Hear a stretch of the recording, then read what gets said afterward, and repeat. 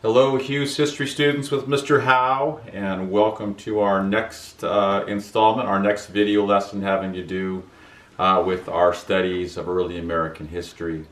In the last lesson, we talked about how the election of Abraham Lincoln led to South Carolina declaring independence and seceding from the Union, and was very quickly joined by 6 other states to form a new country called the Confederate States of America, what they called a new country, let's say that.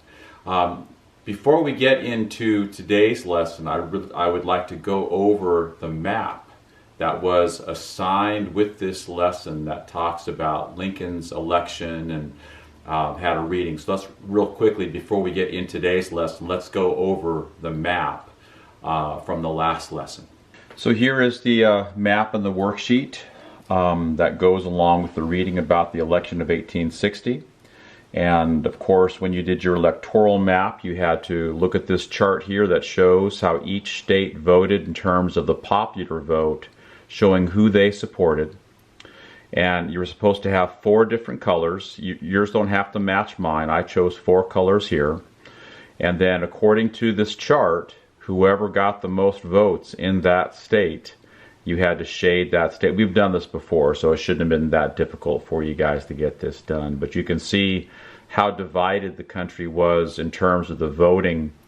All the free states voted for Lincoln. There was some split among the slave states, but Breckinridge, the Southern Democrat, was far more popular in the South. And then along these states that kind of make the border between the free states and the slave states, you know, all of them slave states, but still they split and voted for either Douglas, the Northern Democrat, or John Bell of the Constitutional Union Party. So at the election, very divided. And then of course there were 25 questions that you had to answer, and this would be a wonderful time if you want to check your answers. You can pause the video right here, and then you can check your answers, fix your answers, change your answers. And then when you're ready to submit on the day that the map and the answer sheet is due, all I need to see are these 2 copies. You don't need to show me the reading and what you did for notes and highlighting. Just show me these 2 papers, the map and the answer document. And then after you finish watching this lesson and correcting your section assessment from chapter 17, section 1, I'd like you to work on this map. And so you'll have to click on the assignment on School Loop. In addition to the link, there will also be an attachment in which you can open up and then print out these 2 documents for a map that kind of shows the Union divided. It might look very similar to the election map that we just went over after you finish this, because there is going to be states that the free states stayed with the Union, most of the southern states went with the Confederacy. There's going to be 5 states that basically are slave states that do not join the Confederacy, and that will, when we go over the map and on the next lesson, we'll explain some of the details of how and why some of the slave states who you would think would have been definitely with the Confederacy did not officially join the Confederacy. But the textbook pages are right here. There is a map that pretty much shows you exactly what your map has to look like. You'll be detailing the blockade on the side here, showing how the North tried to blockade the South and keep them from getting necessary supplies. So all that stuff will be on your map. And when we come back for the next video lesson, we'll go over this map and share with you all the answers. So now let's talk about today's lesson. So at the end of our last lesson, we talked about how after Lincoln wins the election, South Carolina declares independence and officially secedes from the United States of America, basically saying they're no longer part of the United States, they are their own country. But very quickly, 6 other states, Georgia, Mississippi, Florida, Texas, Louisiana, and Alabama, do the same thing. And they realize that it's in their best interest if they join together as a new country. So those 7 states get together in Montgomery, Alabama. They choose Montgomery, Alabama as their capital.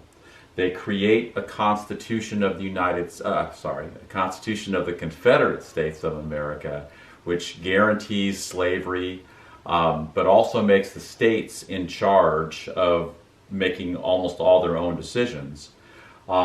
They create a money system, they elect a president. Jefferson Davis becomes the first president of the Confederacy from Mississippi. They also create a flag. Now, a lot of people recognize these 2 flags, known as the Southern Cross, as the flags of the Confederacy, but we'll talk about how that's a little bit misunderstood. The official flag of the Confederacy is going to be this flag. You can see it's very similar in form and nature to the United States flag, and that's not a big surprise. They shared a lot of the same history and values as the United States of America, so their flag's not that different. You'll notice instead of 13 red and white stripes, they have 2 red, 1 white stripe, and instead of calling them stripes, they call them bars. They have the familiar stars in the blue field, and so that's why they call their flag the Stars and Bars. So the United States had the Stars and Stripes, and the Confederate States had the Stars and Bars. You can probably guess that the 7 stars of the Confederate flag were the first 7 states to form the Confederacy. Eventually more states are going to join, but when they created the Stars and Bars, they were paying special appreciation to South Carolina and the 6 other states, which are the first 7 states of the Confederacy that met in Montgomery, Alabama, and formed the Confederate States of America. In addition to that, these flags become popular during the war for the Confederacy, and they become known today as the Southern Cross. In fact, most people wouldn't even recognize the Stars and Bars today as the official flag of the Confederacy. Most people, when they think of the Confederate States of America, they think of either this square flag or this rectangular flag, which are called the Southern Cross. Now, since flags are supposed to be symbolic and they're supposed to have meaning, you might be wondering, well, I understand how 7 stars stands for the 7 states that form the Confederacy. How come they have 13 stars on the Southern Cross? And the answer to that is that the Southerners and the Confederates felt that they were just like the Patriots in the American Revolution. And by putting 13 stars on the Southern Cross, they were paying special attention to the fact that they were comparing themselves to the Patriots who seceded from the Empire of Great Britain, and they saw themselves as pretty much doing the same thing, seceding from an unjust government. Just like the Patriots said that King George and the government of Great Britain was unjust, they were doing the same thing. They were seceding from the United States of America because they saw the United States as becoming unjust to their Southern rights. So, how does the shooting start? How does the war actually start? Because don't forget, before Lincoln becomes the President of the United States, all this is happening, but the fighting hasn't started yet. Well, the fighting starts, not unsurprisingly, in South Carolina, as they were arguing over a fort in the harbor at Charleston, South Carolina. The shooting begins. And once the shooting begins at Fort Sumter and the Confederates take Fort Sumter and say it's no longer a United States fort, it's a Confederate States fort, Lincoln calls for 75,000 volunteers to put down this rebellion. When Lincoln does that, 4 more southern states, including probably the most important one, Virginia, joins the Confederacy. As kind of a reward to Virginia for joining the Confederacy and no longer remaining with the Union, they moved the capital of the Confederate States from Montgomery, Alabama to Richmond, Virginia, which is a very interesting decision because Richmond, Virginia is only about 100 miles from Washington, D.C., putting the 2 capitals, the capital of the Union and the capital of the Confederacy, very close. And in a sense, that becomes the strategy of both of the armies of each section, is to capture the other side's capital, something that doesn't happen to Richmond until the very, very end of the war. So the United States was successful in defending the capital, Washington, D.C., against Confederate attacks, and the Confederates were very successful at defending Richmond from Union attacks. So we're going to come back. We're going to talk more about the flags of the Confederacy at the end of this lesson. But before we get into what I consider the real goal of the lesson today, I want to just real quickly go over with you some of the advantages and disadvantages for the Union and the Confederacy. So let's take a look at this whiteboard that I created for you guys to try to make things more clear for you. Is that when you're talking about the American Civil War, you're talking about the Union versus the Confederacy. But you can also look at it as the North versus the South. You can look at it as the free states versus the slave states, although that's a little bit unclear because there were some slave states that did not join the Confederacy. We'll talk about that later. Or you can talk about the Federals versus the Rebels. So all those are different ways to express it. You can even talk about it in colors. Sometimes they refer to this war as the blue versus the gray, because blue was the color of the Union, gray was the official color of the Confederate uniforms, even though most Confederates didn't have a uniform because they never had enough manufacturing to manufacture enough uniforms for all their soldiers. But let's talk about, what it looked like. I mean, as far as advantages and disadvantages. The Union had the potential to come up with 4 million soldiers to be in their army. If you took every able-bodied Northerner or Union state and put them in a Union uniform, you could come up with 4 million soldiers. The Southerners, the most they could come up with would be 1.5 million soldiers if you're counting white men between the ages of 18 and 45. And a lot of them are not going to be able to join the army because they're going to need men to stay home to make sure the slaves don't rebel. So that's going to be kind of a disadvantage for the Confederates in that the numbers of soldiers are always going to be on the side of the Union and in most of the battles as well. The North is going to have many factories, the South few factories. The North had the potential of creating 5,000 rifles a day. That's just one example of what they could create. At the very most, the South could only manufacture about 1,000 rifles a day. And that's going to be true about bullets and cannons and ships for their Navy. That's going to be a huge advantage that the North is going to have many more factories to create the things that an army needs to be successful. The North is going to have a bigger Navy, and they're going to use that Navy to blockade the South to make sure that the Southerners aren't able to get necessary supplies from other countries, like Great Britain and France. And you might wonder to yourself, well, why would Great Britain and France even want to help the Confederates? Well, don't forget that their economies in Great Britain and France were very dependent on Southern cotton to run their cotton factories in France and Great Britain. So there is going to be a market for their cotton, and of course they can use that money from selling their cotton to buy the supplies from Great Britain and France that they might not be able to make on their own. The South is going to have a tiny Navy. It's going to be very much, mostly privateers and blockade runners are going to be the Confederate Navy, but they are going to have some Confederate ships as well, but not even close to what the United States is going to have. So at the bottom of this board, it asks the question, how could the Confederates think that they even had a chance at winning this war? With all just these, and there's a lot more things we could talk about in terms that were advantages for the North. Well, one of the reasons they're going to think they can still win is because of the American Revolution.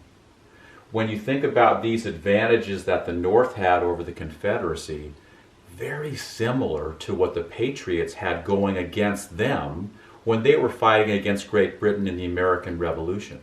And don't forget that flag that I just showed you, the Southern Cross that had 13 stars on it. The Confederates really believed that they had a lot in common with the Patriots.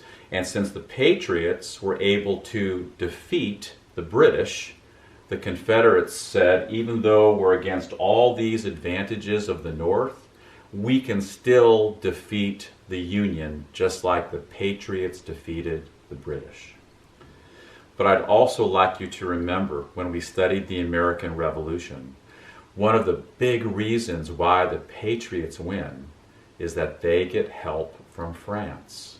And the question is going to be, are the Confederates going to get help from France or from Great Britain, which they thought they might, because they knew that those two countries were so dependent on Southern cotton that they might be willing to enter the war on the side of the Confederates, help the Confederates fight against the Union, and make the Confederate States of America a real country separate from the United States of America. So that's going to be another issue. So I just wanted you to have that information. This is not the main part of our lesson today. The main part of our lesson today is to talk about how the war changes from being just a war to keep the Union together to being a war to preserve the Union without slavery. So real quickly, let's take a look at the main objective and some of the proving behaviors that I'd like you to have after you finish this lesson. So here are the main objectives in addition to all the extra things that we just talked about. So the main objective, though, is to demonstrate an understanding of how a document called the Emancipation Proclamation changed the course of the Civil War and really changed what the war was about. The proving behavior is going to be, can you design a paragraph that would identify 3 reasons why the Emancipation Proclamation is important? Why it matters today: the Emancipation Proclamation was an important step in ending slavery in the United States, starting the process of making our country a more free and fair place. And the connection to today: although there has been progress in race relations in the past 50 years especially, issues involving race and the false belief in white supremacy still divides us today. So now let's go ahead and let's take a look at the chapter, and let's go over the some of the pictures and some of the commentary, and also let's talk about why the Emancipation Proclamation is important. So chapter 17, section 1 begins on page 503, and I'd like you to follow along with me for a few minutes while we look at some of the pictures and talk about some of the things that are inside of the chapter. I know we're skipping around. This is chapter 17, section 1. We're skipping chapter 16. As much as I love to talk about some of the battles of the war and some of the things that happened in the early years, we're going to have to be a little bit more concise in what we study with just a few weeks to go in the school year. But on page 503, it talks about Frederick Douglass and how he and many other abolitionists were very upset that Lincoln had not made this a war about slavery. Lincoln was very clear when the war starts that his main goal is to preserve the Union. In a very famous letter that he writes to a newspaper guy in New York, he says, "If I can preserve the Union and free all the slaves, I would do that. If I could preserve the Union and free some of the slaves, but not all the slaves, I would do that. If I could preserve the Union and not free any slaves, I would do that too." So we know at the beginning of the war, Lincoln's main goal was to keep the Union together, to preserve the Union. And as this beginning part shows here, Frederick Douglass and many other abolitionists were very frustrated with that. There's an interesting quote, a voice from the past. It says, "To fight against slaveholders without fighting against slavery is but a half-hearted business and paralyzes the hands engaged in it. Fire must be met with water. War for the destruction of liberty by the South must be met with war for the destruction of slavery." Another thing that Frederick Douglass found very frustrating was that when the war begins, you have thousands of free African Americans from the North that go to the army recruiting places and say, sign me up. I know what this war was about. Lincoln may not say it's about slavery, but I know this is really a war about slavery. But the Army says to all these black Americans from the North, thanks, but no thanks. We don't want any black soldiers. So that's going to be a frustrating thing for Frederick Douglass. He asks the question, why are we striking the South with our soft white hand when we could be striking them with the iron fist of the black man? So that's another famous primary source quote from Frederick Douglass. But anyway, calls for emancipation continue to go out during the war. And even though we haven't had a chance to go over chapter 16, the war does not go very well for the North. Even given all their advantages, the Southerners, they're fighting mainly on their home ground, which is an advantage. They have the advantage of having better military leaders, at least at the beginning of the war, and that's going to help them win some big important battles. The North is not doing well in this war. They're losing most of the battles in the eastern part of the war, even though the Union is being successful along the Mississippi in what they call the western part of the war. Well, after a particularly terrible battle in the east, in Maryland, a battle called Antietam, it is considered a Union victory, even though it was a really bad battle for both sides. But Lincoln decides to make that a victory, the reason for announcing a document called the Emancipation Proclamation. And on page 504, it talks about Lincoln issuing the Emancipation Proclamation. There's a painting of Lincoln sitting there with members of his cabinet who advised him. Some of them were not in favor of this, and they advised him against issuing the Emancipation Proclamation. But a lot of people think the Emancipation Proclamation freed the slaves, and that's not really very accurate. I have a copy of the document right here that I'd like to share some of the ideas with you, so you can kind of get an idea of why some people will tell you, well, the Emancipation Proclamation did not free that many people. And in the first paragraph, it says, on January 1st, 1863, all persons held as slaves within any state or designated part of a state, the people whereof shall then be in rebellion against the United States, shall be then thenceforward and forever free. And that sounds good. It sounds like he's freeing the slaves. But there was a key phrase in that paragraph that said, the people are free, whereof they shall then be in rebellion against the United States. So slavery is ended only in the Confederate States. What about the slaves in Missouri, Kentucky, Maryland, Delaware, and West Virginia? Those were 5 states or areas in which they did not secede. Well, if you're a slave in Missouri, after the Emancipation Proclamation, you're still a slave. Same with Kentucky, Maryland, Delaware, and West Virginia. None of those slaves were freed by the Emancipation Proclamation.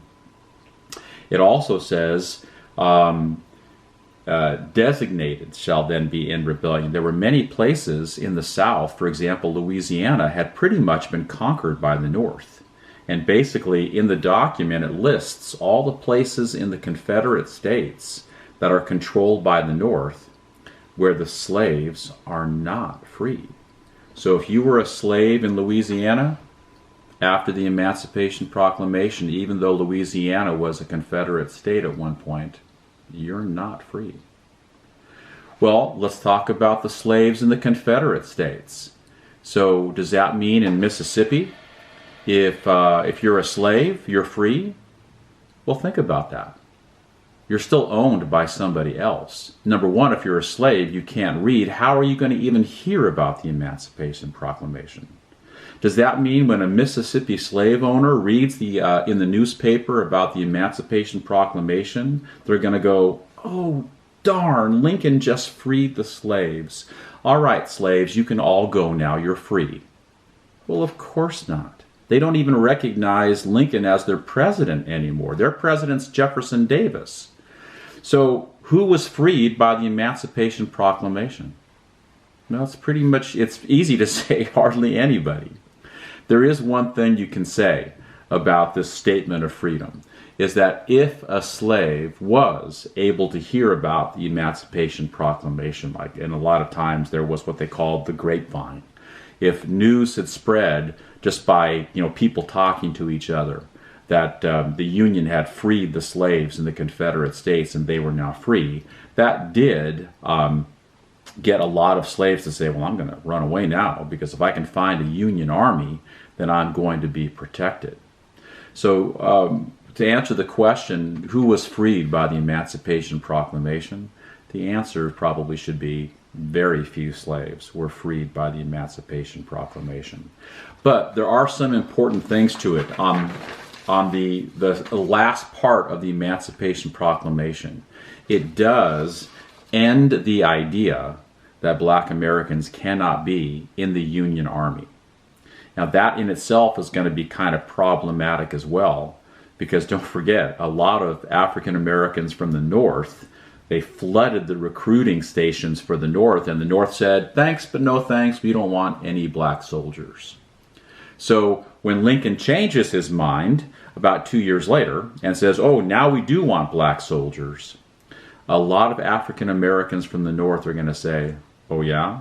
I wasn't good enough 2 years from you. Why do you think that I want to fight now for a country that did that to me 2 years ago? And for a country that for my entire life has not protected my basic civil rights. One of the arguers against that attitude is going to be Frederick Douglass. And Frederick Douglass, after the Emancipation Proclamation, is going to lead the charge, speaking at churches and abolitionist meetings and trying to convince African Americans in the North that they can't let this war be a white man's war.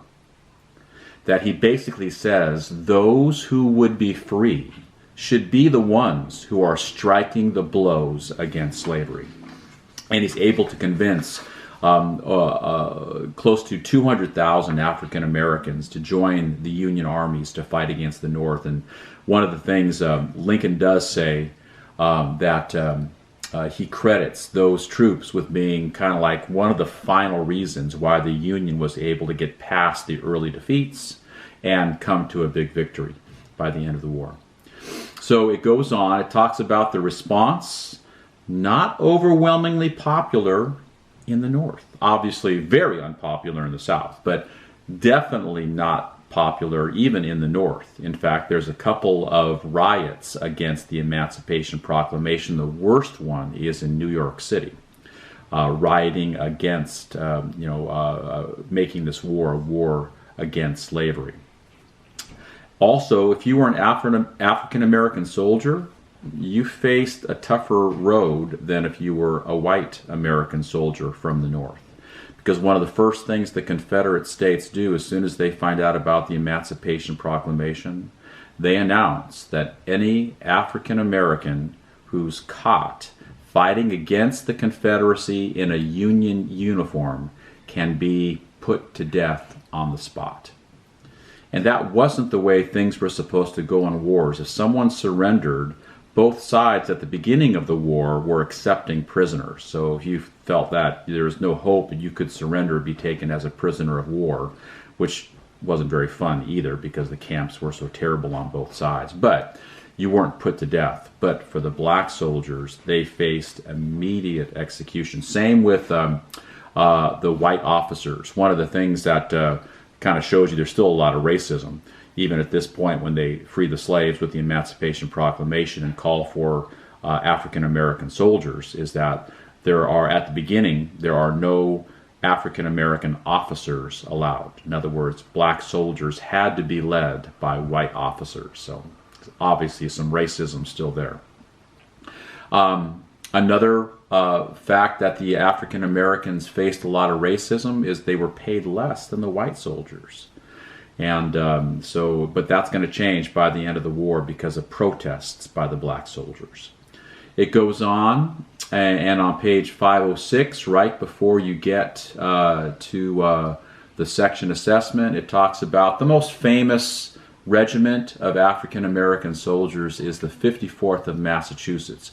Probably because they made a movie about the 54th of Massachusetts in the 1980s, starring some pretty famous actors. Morgan Freeman, Denzel Washington, Matthew Broderick were all part of this movie called Glory. And it kind of popularized the idea of what African American soldiers had to face when they fought on the side of the Union against the Confederacy. So quick couple of paragraphs about the 54th of Massachusetts, who were the first African American regiment to see combat in the American Civil War against the Confederacy. And then also it just talks about African Americans in the military. There's a great inset about, he's still alive today, Colin Powell is still alive today. He's a famous general from the Persian Gulf War, was considered a candidate for president even before Obama, and probably could have become the first African American president back in 2004 had he, or 2000 had he chosen to run. But because a very popular African American military leader, and we know that military leaders are often considered potential presidential candidates, and he chose not to run, although he was a Secretary of State for George W. Bush. So anyway, so at the very end of page 506, you get to the section assessment where you have your terms and names, your main ideas. Hopefully you'll try the critical thinking question. And there are some notes that I'm going to ask you to copy down to prove to me that you watch this video and hopefully learn something. So let's get to those terms and names, main ideas, critical thinking, and the notes that go with your section assessment now.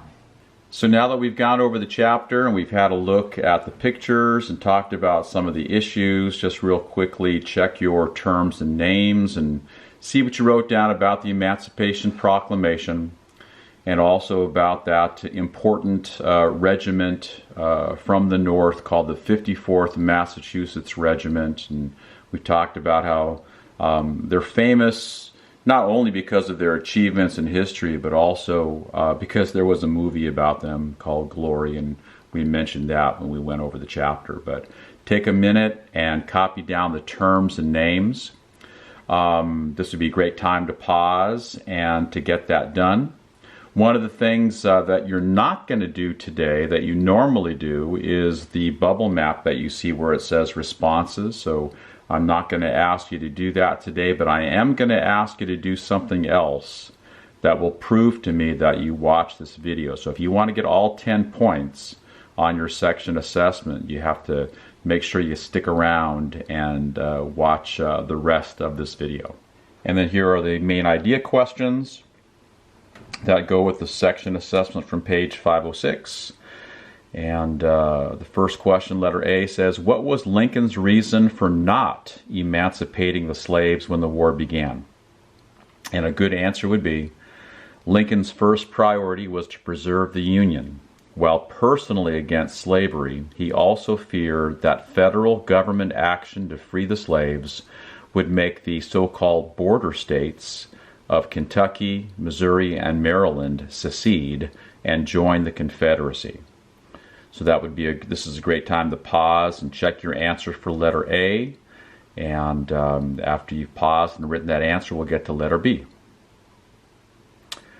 So letter B says, why was the immediate impact of the Emancipation Proclamation limited? It was effective only in the states that were still in rebellion as of January 1st, 1863, and was dependent on the Union's ability to enforce it. The slaves in the border states were not freed by the Emancipation Proclamation. We already kind of went through that when I showed you that copy of the Emancipation Proclamation and kind of showed you how very few slaves were actually freed by the Emancipation Proclamation. But I still intend to prove to you that the Emancipation Proclamation is still important, even though it really didn't free that many people. On letter C, It says, why did black soldiers often face greater hardships than white soldiers? And a good answer would be, they were originally given less pay than white Union soldiers. And then when they were captured, they were frequently executed or threatened with being returned to slavery. So being a black soldier in the Civil War, fighting in the Union against the Confederacy, meant that you had greater hardships than a white soldier from the Union fighting against the Confederacy. And then I hope you tried the critical thinking question. If you didn't, here's your chance to at least write down a good answer. The question was, how did the Emancipation Proclamation change the role of African Americans in the war? And a good answer would be, some became soldiers and influenced the war by increasing the number and effectiveness of the Union Army. Southern black slaves were encouraged to run away to hurt the South's economy. So all that would be a good answer for the critical thinking question. Feel free to pause. And on the next part, we didn't do the bubble map that goes with this lesson, but this is the next part of our lesson is going to be what I'll be looking for on your section assessments to prove to me that you watched this video. So make sure that you have this next section down. So instead of a bubble map or a chart or some other type of graphic organizer, the evidence to me that you watched this video is going to be, do you have these notes? So I'd like you to write down this question that says, why is the Emancipation Proclamation important? And have all of these ideas written down on your section assessment, and that will prove to me that you watched this video. And hopefully by doing this you'll have an understanding about why the Emancipation Proclamation is important. Because as we talked about when we went through the section, very few people were actually freed by the Emancipation Proclamation. If you didn't live in a slave state still in rebellion, like the border states, you were not freed by the Emancipation Proclamation. In fact, very few people were actually freed by the Emancipation Proclamation. So the question is, if very few people were freed, why is the Emancipation Proclamation important? Well, number one, it changed the purpose of the Civil War from a war to save the Union to a war to preserve the Union without slavery. For many Northerners, the cause became a moral one, not just a political issue.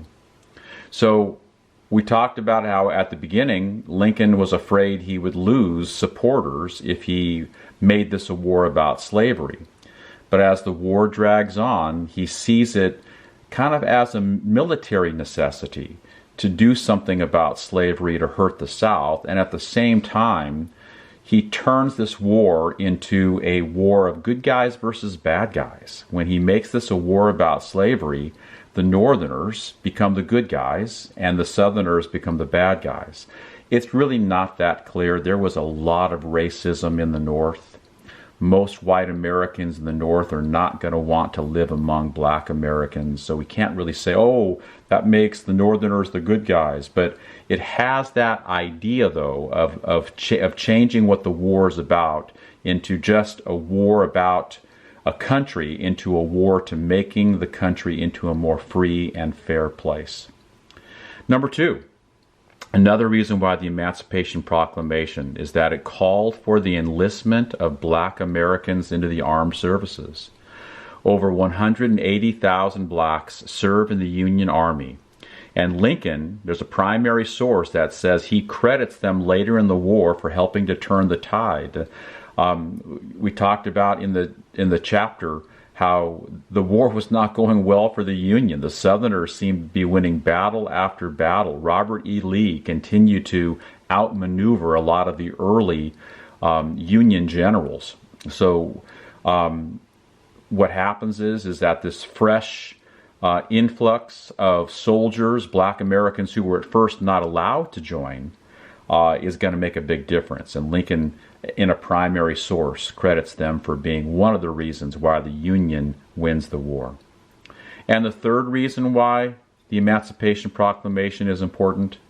It was a step towards real emancipation. It was an important step towards the 13th Amendment, which constitutionally banned slavery in the United States in 1865.